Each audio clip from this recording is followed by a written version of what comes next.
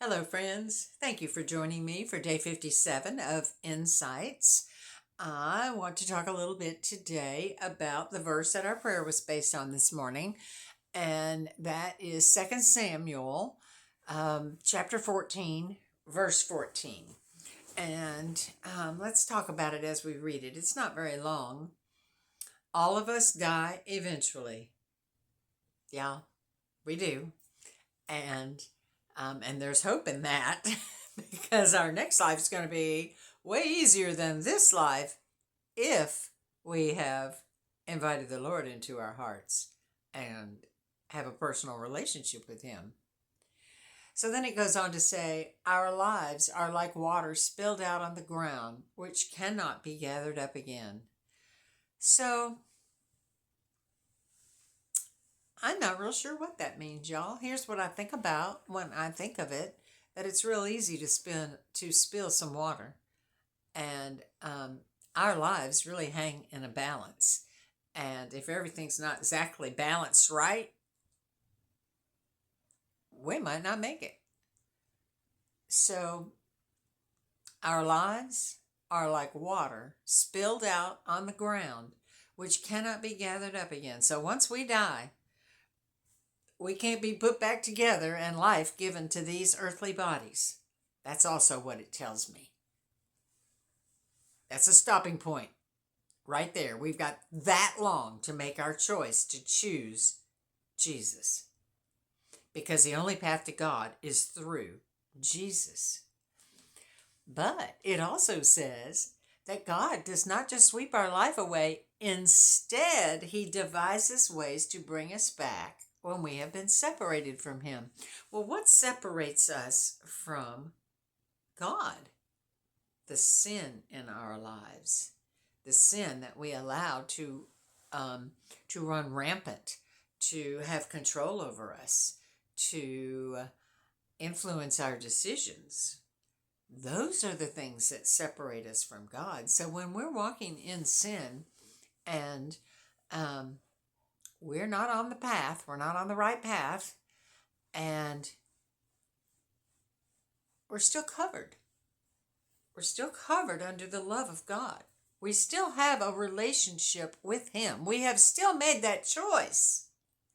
However, we're not close to Him right now because we're walking in sin.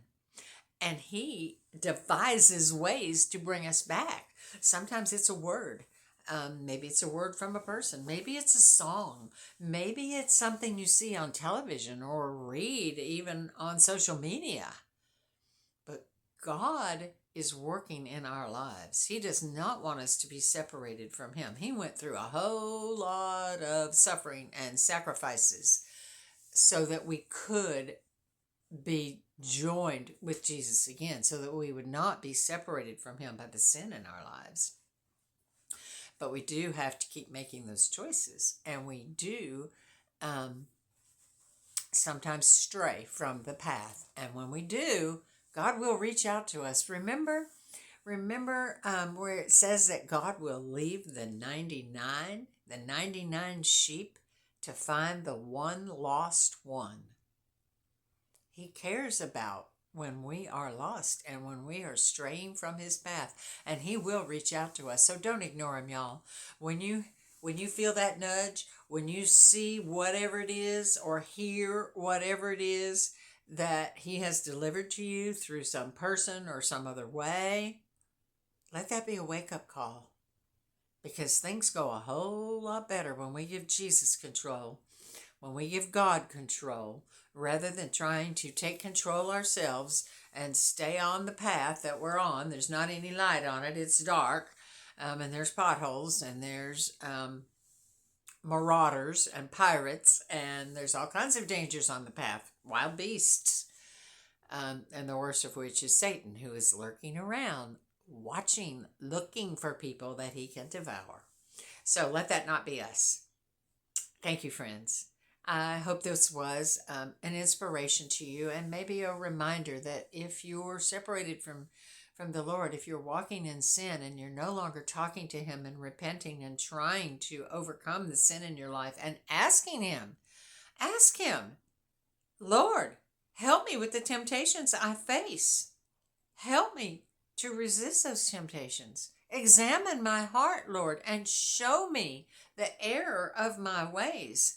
And when I am falling into temptation, then give me that nudge, Lord, and help me to resist. Thank you, friends. Be blessed. Be blessed. Have a great rest of the day, and praise the Lord.